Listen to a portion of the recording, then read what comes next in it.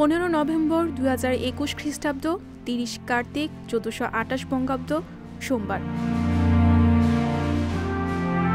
বাংলাদেশ সংবিধানের দ্বাদশ সংশোধনীর পর সংসদীয় ব্যবস্থা প্রতিষ্ঠা হয়। এরপরই পরোক্ষ নির্বাচনের মাধ্যমে রাষ্ট্রপতি নির্বাচনের বিধান চালু করা হয়।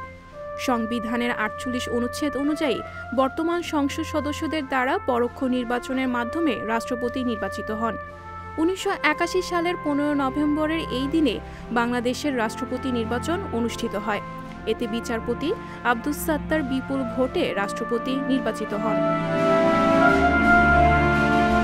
রবীন্দ্রনাথ ঠাকুর ছিলেন বাঙালির কবি।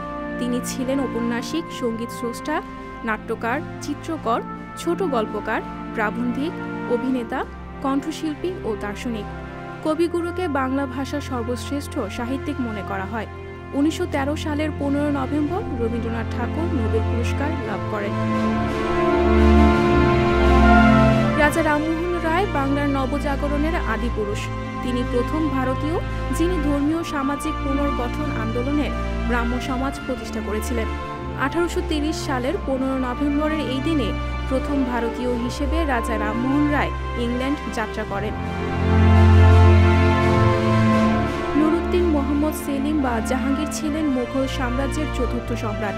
1605 সাল থেকে 1627 সাল পর্যন্ত তিনি রাজত্ব করেন। 1621 সালের 15 নভেম্বর উত্তর ভারতের কাংড়া দুর্গ সম্রাট জাহাঙ্গীরের দখলে আসে।